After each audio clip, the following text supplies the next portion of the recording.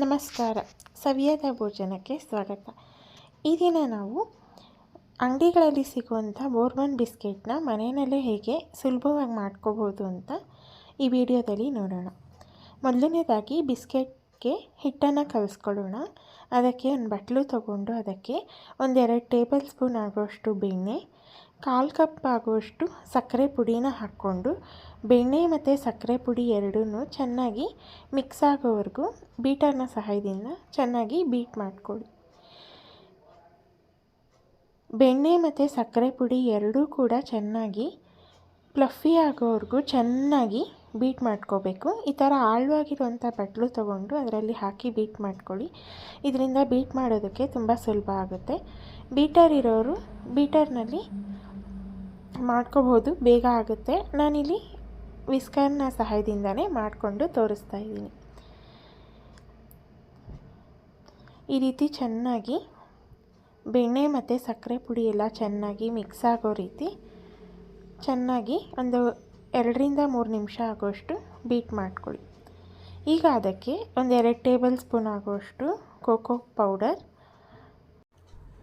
Powder ಹಾಕಿದ್ಮೇಲೆ ಒಂದು ಜರಡಿ ತಗೊಂಡು ಅದಕ್ಕೆ ಅರ್ಧ ಕಪ್ ಆಗೋಷ್ಟು ಮೈದಾನ ಹಾಕಿ ಜರಡಿ ಮಾಡ್ಕೊಳ್ಳಿ.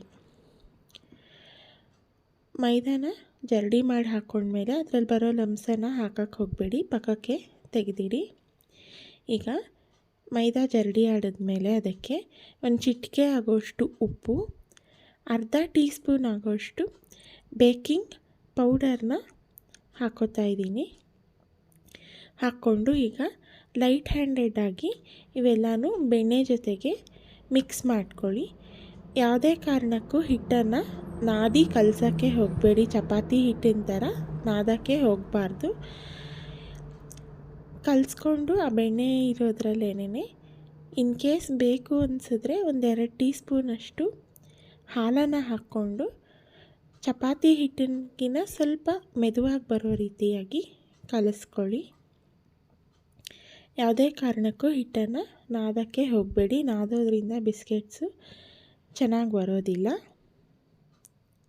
ನಾನಿಲ್ಲಿ ಹಾಲನ್ನು ಸೇರಿಸ್ಕೊತಾ ಇದ್ದೀನಿ, 1-2 ಟೀ ಸ್ಪೂನಷ್ಟು ಸೇರಿಸ್ಕೊಂಡು ಮೆತ್ತಗೆ ಮಿಕ್ಸ್ ಮಾಡಿಕೊಂಡು ಒಂದು ಉಂಡೆಗೆ ಆಗಿ ಮಾಡ್ಕೊತಾ ಇದ್ದೀನಿ. ಉಂಡೆ ಮಾಡ್ಕೊಂಡ ನಂತರ ಈ ರೀತಿ ಅರ್ಧಕ್ಕೆ ಮುರಿದು ನೋಡಿದ್ರೆ ಒಂದು ರೀತಿ ಕ್ರಂಬಲ್ ಟೆಕ್ಸ್ಚರ್ ಆಗಿ ಹಿಟ್ಟು ಬಂದಿರಬೇಕು. ಬಿಸ್ಕೆಟ್ ಮಾಡೋದಕ್ಕೆ ಈ ರೀತಿ ಪರ್ಫೆಕ್ಟ್ ಟೆಕ್ಸ್ಚರ್ ಇದು.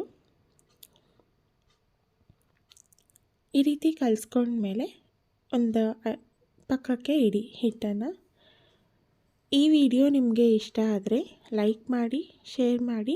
ಹಾಗೆ ನೀವಿನ್ನೂ ಚಾನಲ್ನ ಸಬ್ಸ್ಕ್ರೈಬ್ ಮಾಡದೆ ನೋಡ್ತಾ ಇದ್ದರೆ ಈಗಲೇ ಸಬ್ಸ್ಕ್ರೈಬ್ ಮಾಡ್ಕೊಳ್ಳಿ. ಹಾಗೆ ಒಂದು ಸತಿ ಈ ಬಿಸ್ಕೆಟ್ನ ಟ್ರೈ ಮಾಡಿ ಹೇಗೆ ಬಂತು ಅನ್ನೋದನ್ನು ಕಮೆಂಟ್ ಮಾಡಿ ತಿಳಿಸಿ. ಈಗ ಕಲಸಿಟ್ಟಿರೋ ಹಿಟ್ಟಲ್ಲಿ ಒಂದು ಸಣ್ಣ ಉಂಡೆ ಗಾತ್ರದಷ್ಟು ತೊಗೊಂಡು ಮಣೆ ಇಟ್ಕೊಂಡು ಮಣೆ ಮೇಲೆ ಒಂದು ಪ್ಲಾಸ್ಟಿಕ್ ಶೀಟ್ನ ಹಾಕ್ಕೊಳ್ತಾ ಇದ್ದೀನಿ. ಈಗ ಪ್ಲಾಸ್ಟಿಕ್ ಶೀಟ್ ಮೇಲೆ ಉಂಡೆ ಇಟ್ಟು ಮತ್ತು ಇನ್ನೊಂದು ಪ್ಲಾಸ್ಟಿಕ್ ಶೀಟ್ ಹಾಕಿ ನಿಧಾನಕ್ಕೆ ಲಟ್ಟಿಸ್ಕೊತಾ ಇದ್ದೀನಿ. ಯಾವುದೇ ಕಾರಣಕ್ಕೂ ಪ್ರೆಸ್ ಮಾಡಿ ಬಲ ಬಿಟ್ಟು ಒತ್ತಕ್ಕೆ ಹೋಗಬೇಡಿ. ಲೈಟ್ ಹ್ಯಾಂಡೆಡಾಗಿ ಹಿಟ್ಟನ್ನು ಲಟ್ಟಿಸ್ಕೊಳ್ತಾ ಬನ್ನಿ. ಈವನ್ನಾಗಿ ಹಿಟ್ಟನ್ನು ಒಂದೇ ರೀತಿಯಾಗಿ ಲಟ್ಟಿಸ್ಕೊಂಡು ಈಗ ಮೇಲಿರೋ ಪ್ಲಾಸ್ಟಿಕ್ ಶೀಟ್ನ ತೆಗೆದು ಸುತ್ತ ಅಂಚೆಲ್ಲನೂ ಕಟ್ ಮಾಡಿಕೊಂಡು ಬಿಸ್ಕೆಟ್ನ ರೀತಿ ಕಟ್ ಮಾಡ್ಕೊಳ್ಳಿ. ನಾನಿಲ್ಲಿ ಕಟ್ ಮಾಡಿ ತೋರಿಸ್ತೀನಿ.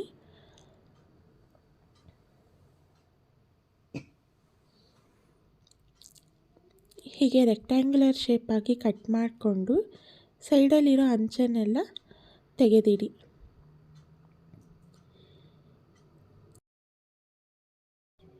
ನಾನು ಬಿಸ್ಕೆಟ್ಗೆ ಬಳಸಿರೋಂಥ ಎಲ್ಲ ಸಾಮಗ್ರಿಗಳನ್ನ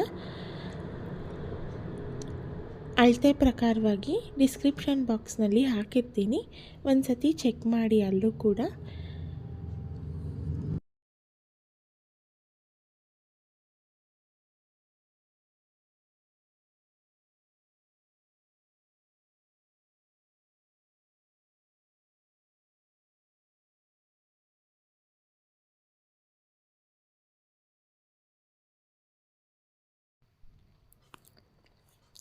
ಸೈಡಲ್ಲಿ ಎಕ್ಸ್ಟ್ರಾ ಇರೋದನ್ನೆಲ್ಲ ಹಿಟ್ಟನ್ನು ತೆಗೆದು ಈ ರೀತಿ ಟೂತ್ ಪಿಕ್ನ ಸಹಾಯದಿಂದ ಕಟ್ ಮಾಡ್ಕೊಂಡಿರೋದ್ರ ಮೇಲೆ ತೂತು ಮಾಡ್ಕೊಳ್ಳಿ.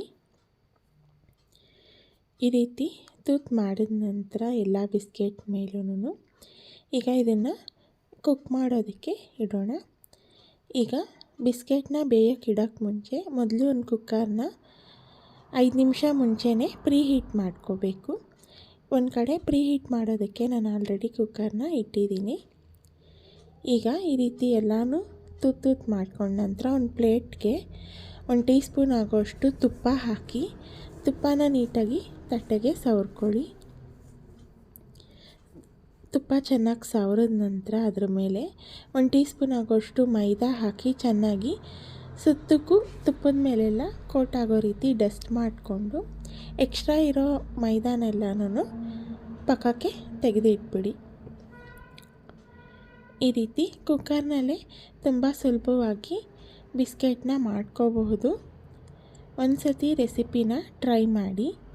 ಈಗ ನಾನು ಆ ಎಕ್ಸ್ಟ್ರಾ ಬಂದಿರೋ ಮೈದಾನೆಲ್ಲ ತೆಗೆದಿದ್ದೀನಿ.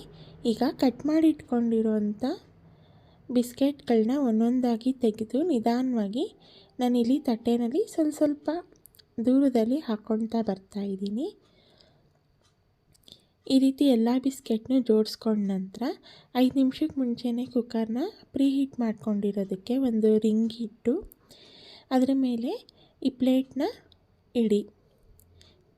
ಪ್ಲೇಟ್ ಇಟ್ಟು ಒಂದು ಮುಚ್ಚಳ ಮುಚ್ಚಿ ಅಥವಾ ಕುಕ್ಕರ್ನ ಮುಚ್ಚಳ ಮುಚ್ಚೋದಾದರೆ ಗ್ಯಾಸ್ಕೆಟ್ಟು ಮತ್ತು ವಿಷಲ್ನ ತೆಗೆದು ಮುಚ್ಚಳ ಮುಚ್ಚಬೇಕಾಗುತ್ತೆ. ಈ ರೀತಿ ಒಂದು 5 ನಿಮಿಷ ಆದಮೇಲೆ ಮುಚ್ಚಳ ತೆಗೆದು ಅದರ ಮೇಲೆ ಸಕ್ಕರೆನ ಉದುರಿಸ್ಕೋತಾ ಇದ್ದೀನಿ.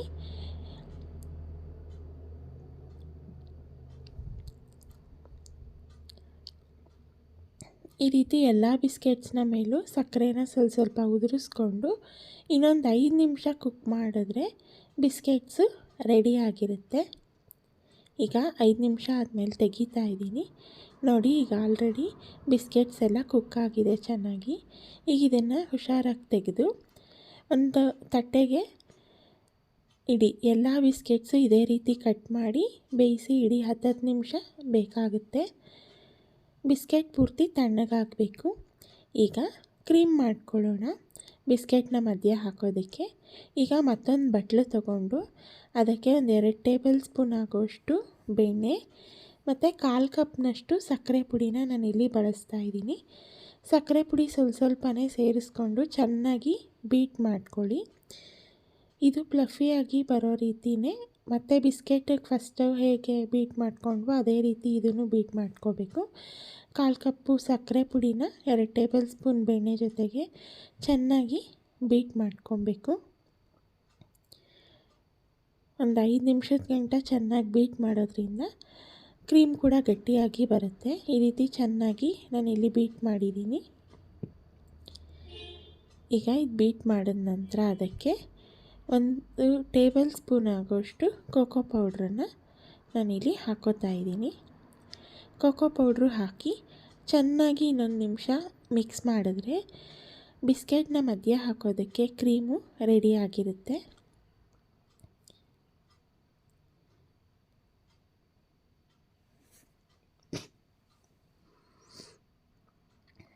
ಈ ರೀತಿ ಚೆನ್ನಾಗಿ ಬೀಟ್ ಮಾಡಿ ಇಡಿ.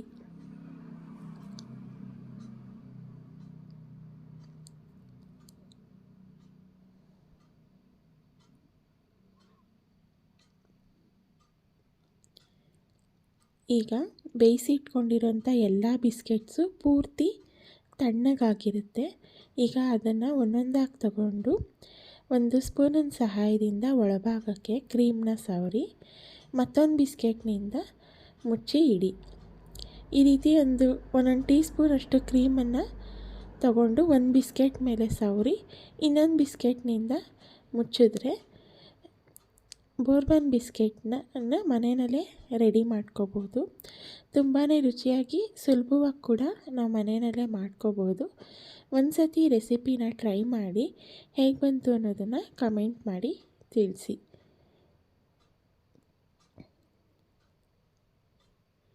ನಾನು ಮಾಡಿರೋ ಕ್ವಾಂಟಿಟಿನಲ್ಲಿ 10ರಿಂದ 15 ಬಿಸ್ಕೆಟ್ಸ್ ಆಗಿದೆ. ನಮಸ್ಕಾರ.